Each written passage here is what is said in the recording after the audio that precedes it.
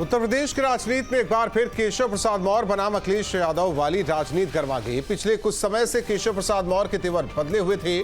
संगठन को बड़ा और सरकार को छोटा बताकर वो अलग ही राजनीति करते दिखे। केशव मौर्य के दिल्ली दौरे को लेकर अखिलेश ने पलटवार किया। केशव मौर्य को मोहरा बता दिया तो केशव मौर्य ने भी पलटवार करते हुए अखिलेश को कांग्रेस का मोहरा बता दिया। सवाल ये कि आखिर कौन किसका मोहरा है? क्या बीजेपी में मची खींचतान का अखिलेश सियासी फायदा उठाने की कोशिश में है? दो टूक में करेंगे चर्चा, लेकिन उससे पहले न्यूज स्टेट के बड़े सवाल। केशव वर्सेस अखिलेश, कारण कुछ विशेष। अखिलेश है मोहरा, कांग्रेस है चेहरा। केशव है बहाना, बीजेपी में टकराव है दिखाना।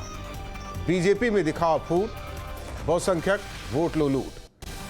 पासवर्ड मोहरा ऑफर, ये कैसी सियासी टक्कर? इन्हीं सवालों के साथ मेहमानों से करेंगे चर्चा, लेकिन उससे पहले आपको दिखाते एक रिपोर्ट।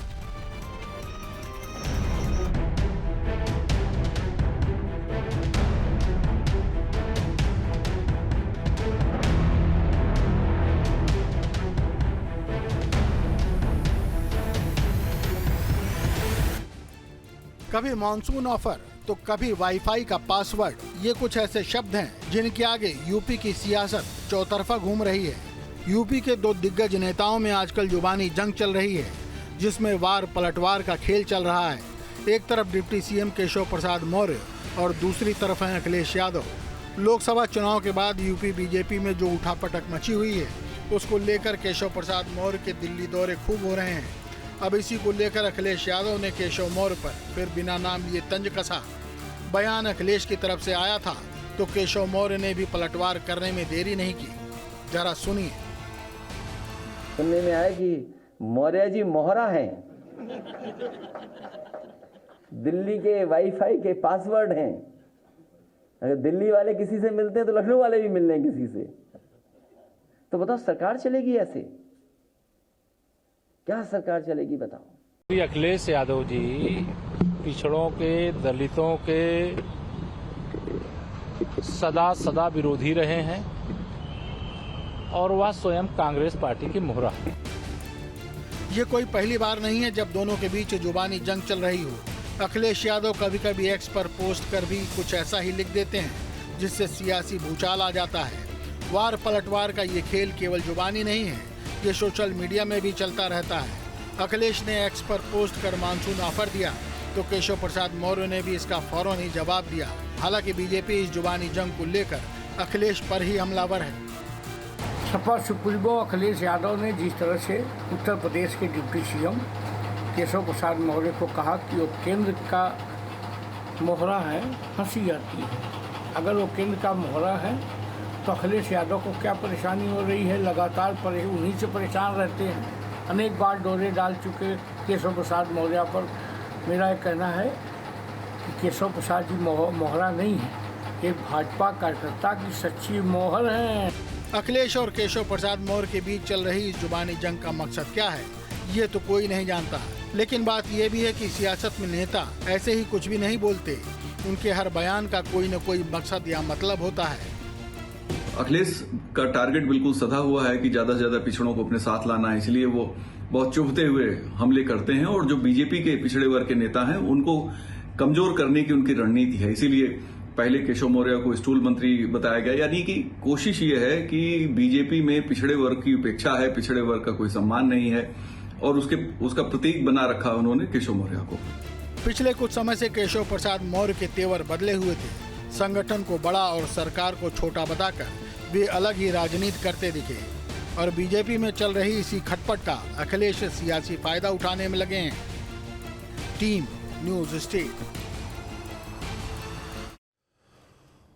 और हमारे साथ मेहमान जुड़े, सबसे पहले परिचय करा दे। प्रियंका मौर्य जी, नेता बीजेपी। मोहम्मद आजम जी, प्रवक्ता समाजवादी पार्टी, आज हमारे साथ स्टूडियो में मौजूद है। अजय वर्मा जी, नेता कांग्रेस। साथ ही साथ अरविंद जय तिलक जी, वरिष्ठ पत्रकार। हालांकि सियासी हल्ला ज्यादा होगा, इसीलिए अरविंद जय तिलक जी शुरुआत आपसे करना चाहते हैं। आखिर चल क्या रहा है उत्तर प्रदेश में?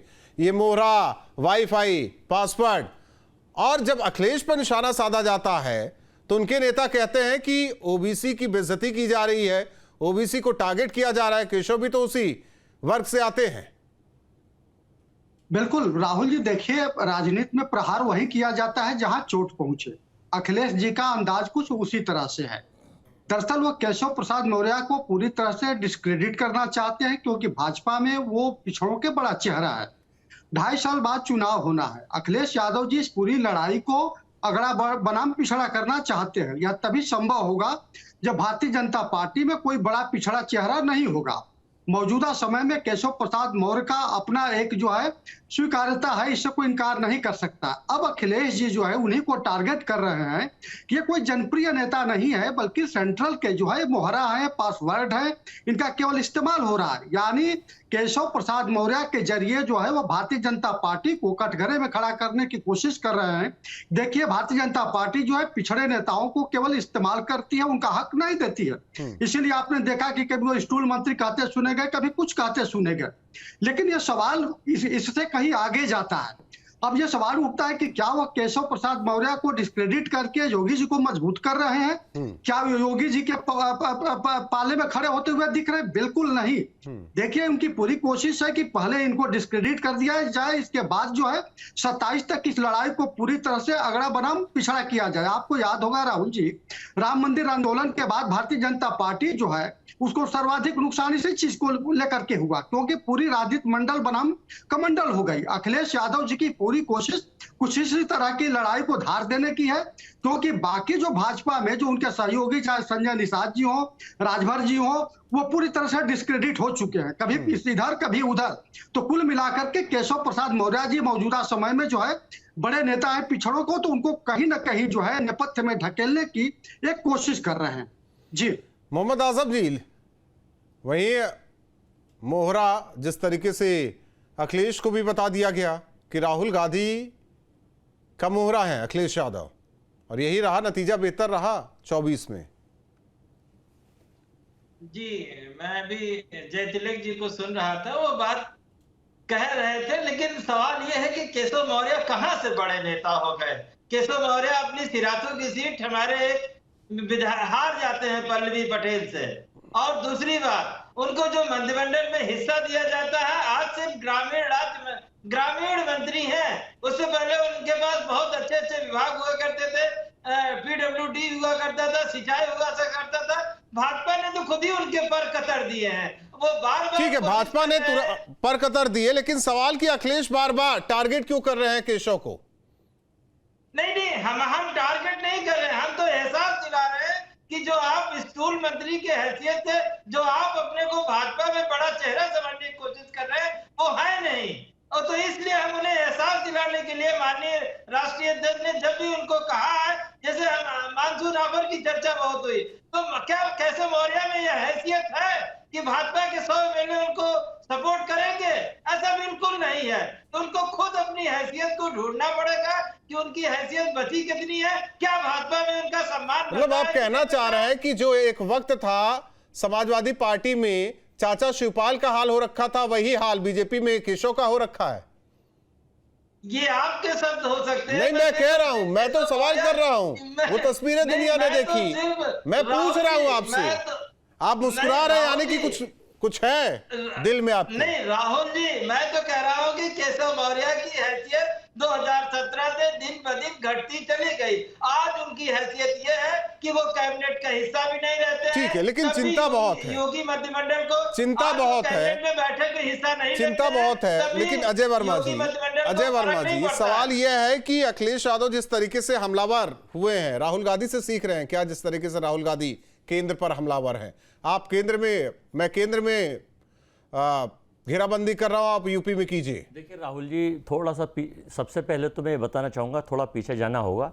ये वैसे भाजपा का पर्सनल इंटरनल मामला है, लेकिन चूंकि आप चर्चा कर रहे हैं तो इस पे प्रकाश डालना पड़ेगा। हो सकता है वो आपको ना पता हो। इसलिए कर रहे हैं क्योंकि अखिलेश यादव ने बोल दिया मोहरा है, तो मैं वाईफाई उसी को बताने को बोल रहे हैं, राहुल गांधी को बोल रहे हैं। का जब चुनाव हुआ था तो केशव प्रसाद मौर्य के फेस पे चुनाव लड़ा था, और बाबा कहीं नहीं थे, लेकिन लाके बाबा को ऊपर से लाके सदन के भी सदस्य नहीं थे, मुख्यमंत्री बना दिया गया। तो ये ओबीसी का अपमान तो उसी वक्त भारतीय जनता पार्टी ने करा था। चूंकि ओबीसी, दलित और ये अल्पसंख्यक विरोधी सरकार है, पूरे प्रदेश को नहीं पूरे देश को पता है किस तरह से काम करा था, और लोकसभा में इसका जवाब मिला। अब केशव प्रसाद मौर्य जी को सुब्रमण्यम स्वामी का एक स्टेटमेंट सुनने का बहुत ज़रूरी है। कि कहा गया स्वामी जी ने कि योगी जी आप जो है जानते नहीं हो अमित शाह और मोदी जी के बारे में मुझसे ज़्यादा, तो आपको तो हटना ही पड़ेगा, ये तो निश्चित है। और फिर एक अब इनकी लॉ एंड ऑर्डर पे आ जाइए। ये फतेह बहादुर है, इनके 7 बार के एमएलए हैं, पूर्व मुख्यमंत्री के बेटे हैं, विधान परिषद सदन के नेता भी रहे। वो कह रहे हैं मेरी जान को खतरा है साहब, सरकार कुछ नहीं कर पा रही। एक दूसरे गोरखपुर के विधायक हैं निषाद, वो कहते हैं मेरी जान को खतरा है। मतलब उत्तर प्रदेश में लॉ एंड ऑर्डर की प्रॉब्लम्स बहुत ज़्यादा चल रही है। इधर चुनाव जीतने के चक्कर में कामर में एक असंवैधानिक ऑर्डर करा, सुप्रीम कोर्ट ने उसको उधेड़ दिया कि भाई आज भी उस पर सुनवाई थी तो कह दिया आगे 7 दिन के लिए हो रहे हैं। तो देखिए ये तो तय हो चुका है कि उत्तर प्रदेश में सत्ता परिवर्तन निश्चित है। आप हम फिर बैठेंगे। अब ये देखना है कि हम तो चाहते हैं कि पिछड़े को चांस देना चाहिए, क्योंकि 54% तो सरकार, हम तो सरकार के नीतियों के विरोधी हैं, हम तो नरेंद्र मोदी जी की नीतियों के विरोधी हैं। वही तो कह रहे खड़गे जी को दे देते नेता प्रतिपक्ष, या किसी और को दे देते, वहां कांग्रेस से आए इतने लोग दे देते नेता प्रतिपक्ष का हिसाब। तो खड़गे जी को कहा था कि आप बन जाइए, लेकिन राष्ट्रीय अध्यक्ष थे, 2-2 पद हो जाते नेता प्रतिपक्ष। नहीं तो राष्ट्रीय अध्यक्ष कोई और बन जाता। राहुल जी को नेता प्रतिपक्ष डिमांड्स पे बनाया गया, घूमने गए, पूरे देश में 50,000 किलोमीटर चले। अब मैं उत्तर प्रदेश पे आ जाता हूँ। ये जो दिल्ली में हलचल है ऐसे ही नहीं है। ये जो पल्लवी पटेल से, चौंकाने का विषय ये है, जो पल्लवी पटेल से बाबा जान के बुलाया है और केशव प्रसाद मौर्य जी को चिढ़ाया है, तो ये केवल दिल्ली, सुनिए, नीति आयोग तो बहाना है। मैं एक चीज कह देता हूं अजय जी, ये फाइनल कर दो। आपने आपने बोला कि ये इंटरनल मामला है, ठीक है, आप इंटरनल छोड़ के जो एक्सटर्नल चल रहा है उस पर तो बात ही नहीं कर रहे हैं। अब मैं उस पर जा रहा हूं, वाईफाई उस पर आ जाइए। देखिए नीति आयोग तो बहाना है और कुर्सी से चिपक के कुर्सी को बचाना है। ये तय हो चुका है। देश की सरकार के नंबर 1 और नंबर 2 मन बना चुके हैं, क्योंकि भारतीय जनता पार्टी की सरकार को जो हार करारी मिली, भगवान राम के जहाँ जहाँ कदम पड़े भगवान श्री राम ने इनको नकार दिया। कहीं से ले लीजिए, अयोध्या से चित्रकूट चारों तरफ घूमते हुए। तो ये दलित विरोधी, पिछड़ा विरोधी, अल्पसंख्यक विरोधी और राम विरोधी, और ये नकलत यानी जी नकली हिंदुत्व की बात करते हैं। अब जो बांटने का काम करते हैं। केंद्र की सत्ता में तो हमें लगता है राहुल गांधी प्रधानमंत्री होने चाहिए थे, जिस हिसाब से हार हुई थी। आप नहीं इन लोगों की, क्योंकि ऐसा था 75 सीटें तो प्रशासनिक मूवमेंट पे, और कुछ सीटें तो ऐसी थी जो सबको पता था चुनाव आयोग आज चुनाव आयोग कार्यवाही कर दे निष्पक्ष होकर, तो सरकार तो आज भी बन जाएगी, लेकिन करेगा नहीं वो। प्रियंका मौर्य जी, आपको, हमें नहीं लगता कि आपकी पार्टी के बारे में इतना पता होगा जितना अजय जी को पता है, मोहम्मद आजम जी को पता है। जी देखिए, सबसे पहले तो मैं ये बता दूं कि ये इतना डरा हुआ अभी भी विपक्ष है। अखिलेश जी इतना डरे हुए हैं हमारे डिप्टी सीएम केशव प्रसाद मौर्य से कि बार बार उनके ऊपर कोई ना कोई प्रहार कर रहे हैं अपने वक्तव्यों से। तो सबसे पहले तो मैं एक चीज बता दूं कि समाजवादी पार्टी के जो प्रवक्ता हैं, जो बार बार चिल्ला रहे हैं स्टूल मंत्री और हैसियत क्या है, तो हैसियत आपके अध्यक्ष की क्या है कि आपके जो मुलायम सिंह यादव जी थे, उनकी वजह से एक बार सीएम बन गए अखिलेश जी, हो गया उनके उसमें, क्योंकि आप लोग हर बार ये चिल्लाते हैं कि आपकी हवा चल रही है और जैसे ही रिजल्ट आता है आपकी हवा आपके साइकिल की निकल जाती है, पंचर हो जाती है आपकी साइकिल। 2022 में भी ये समाजवादी यही चिल्ला रहे थे कि हमारी हवा चल रही है। मोहम्मद आजम जी जब हैसियत की बात कर रहे थे तो सुन लीजिए फिर।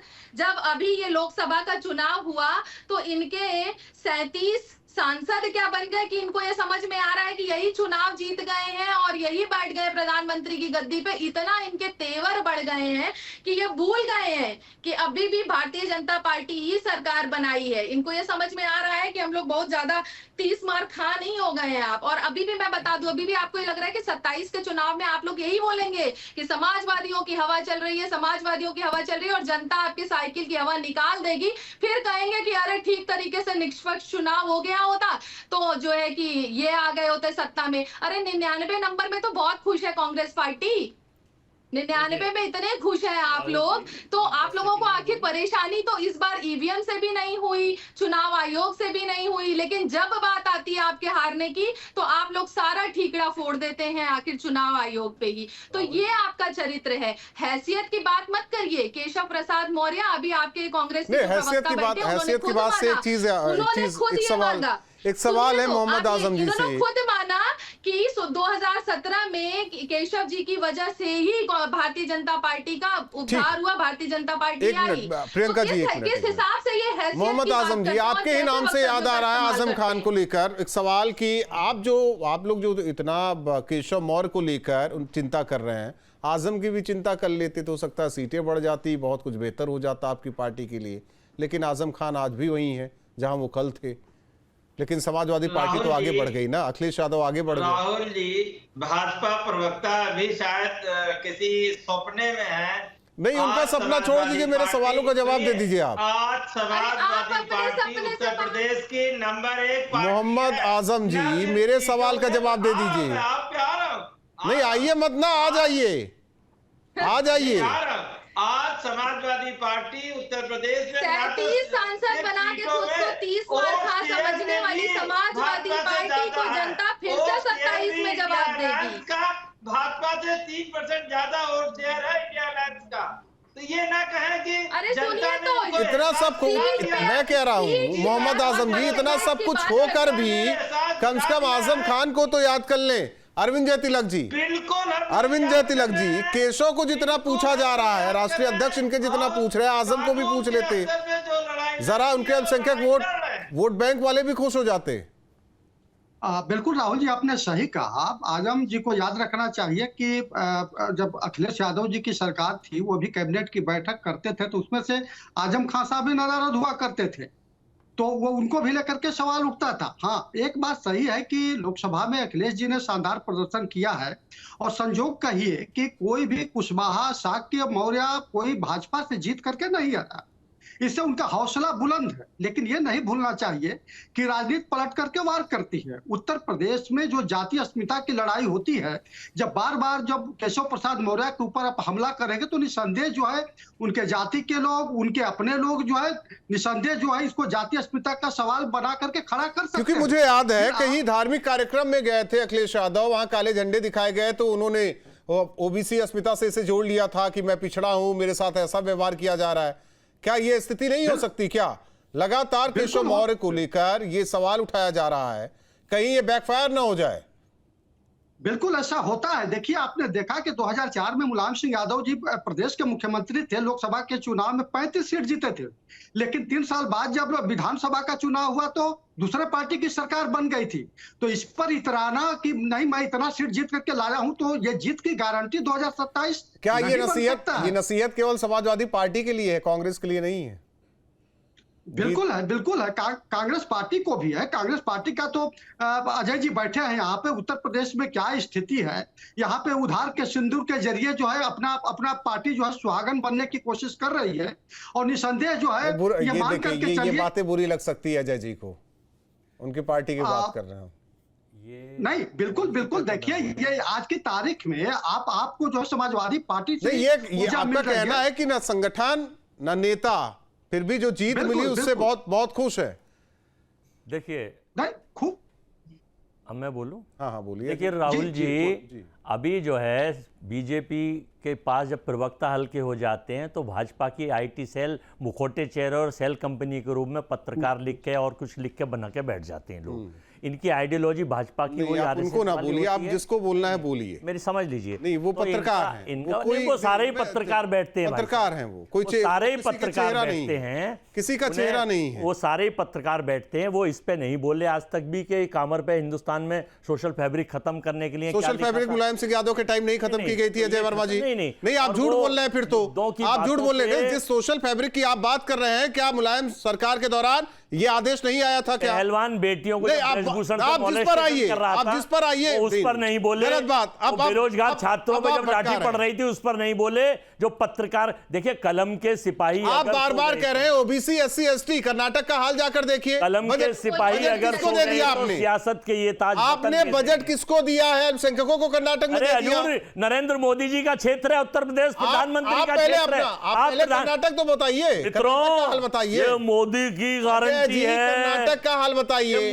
कर्नाटक तुरंत पटरी बदल ले रहे हैं। मोदी की गारंटी, तुरंत पटरी बदल ले रहे हैं। क्षेत्र है, लेकिन ये बात जिम्मेदारी, देखिए ये बात सही आकलन अरविंद जय तिलक जी का रहा कि उधार के सिंदूर पर सुहागन होकर कांग्रेस पार्टी बैठी है। अब ये इनका अपना आकलन है, कुछ भी कह सकते हैं। मैंने आपको बताया नहीं, मेरे कहने से जो कलम के सिपाही अगर सो गए तो सियासत के ये ताज बतन बेच चुके हैं और बचा कुचा और बेच देंगे। आपातकाल में चुका है, आपातकाल में बिक गया था। आपातकाल तो वक्त की मांग थी, उस वक्त बिक गया था। या तो अघोषित कर्फ्यू लगा रखा 2014 से बिना कहे, अरे कह के लगाइए। अगर नहीं अघोषित कर्फ्यू होता तो आज स्टूडियो में ना होते। फिर आप तो लोकतंत्र की नहीं, आप स्टूडियो में ना होते, अब फिर आप लोकतंत्र की खूबसूरती हो गई। ये लोकतंत्र चित भी अपनी, पढ़ भी अपनी। वो तो कह के लगाया था हमने। हमारी तरह ऐसा नहीं था कि ईडी और सीबीआई को अगर कोई चैनल भी बोल रहा है तो उसको उठा के खरीद लिया गया, कोई पत्रकार बोल रहा है तो उसको बंद कर दिया गया। और सुनो राहुल जी, आप भी खिलाफ बोल के देखिए, आपके यहाँ भी ईडी सीबीआई आ जाएगी। नहीं, आप भी बोल के देख लीजिए सरकार की नीतियों। ये तो बैसाखियों पे सरकार चल रही है। ये मैडम कह रही थी अभी कि अखिलेश यादव 37 जीत गए। अरे मैडम, आपकी जानकारी के लिए बताऊं, 37 सीट के देश में तीसरी पार्टी है। पहली बीजेपी, दूसरी कांग्रेस और तीसरी संसदीय पार्टी है, सबसे बड़ी पार्टी है। फिर भी हैसियत होती है। फिर भी इसका आकलन नहीं, प्रियंका मौर्य, इसका आकलन नहीं किया जा रहा है कि दो मिलाकर भी सरकार नहीं बना पाए। क्या ये टीस है क्या? इसीलिए मोहरा, वाईफाई इसीलिए तो परेशान है। और इसीलिए तो आए दिन को पता है कि हमारे उप मुख्यमंत्री केशव प्रसाद मौर्य दमदार चेहरा है बैसाखियों पे सरकार प्रदेश डबल इंजन का जो ऑफर था, कहाँ है वो डबल इंजन? घबराए हुए पूरी टीम बनाकर ये लोग चले थे कि हम जीतेंगे, सरकार बनाएंगे, लेकिन सरकार तो बना नहीं पाए। बौखलाहट दिखेगी ही चेहरे पे। इनके पास कोई दमदार नेता है और ये लॉ एंड ऑर्डर की बात करते हैं। शर्म हम ऑपरेशन लोटस नहीं चलाते, हम जनता के मैंडेट को स्वीकार करते हैं। जनता जब हमें फुल मैंडेट देगी और जनता आपसी लोगों की विचारधारा के लोग जो देश तोड़ने वाले हैं, जो सोशल फैब्रिक खत्म कर रहे हैं, उस तरह से हम सरकार नहीं बनाना चाहते। हम तो राष्ट्रवादी लोगों के साथ सरकार बनाना। सोशल फैब्रिक बहुत ज्यादा थी पहले देश में, बीजेपी के आने के बाद नस्तनाबूद हुई है। नहीं तो सब एक ही थाली में खाना खाते थे। प्रियंका मौर्य जी, आप लोगों के आने के बाद वाकई एक ही थाली में सब खाना खाते थे। एक थाली रखी जाती थी, खाना रखा जाता था, एक तरफ हिंदू, एक तरफ मुस्लिम, एक तरफ शमशान, बौद्ध, एक तरफ सिख, और केवल मंदिर। ठीक है, चलिए आप चारों मेहमानों का बहुत बहुत धन्यवाद। दो टूक में जुड़ने के लिए। सवाल विकास है।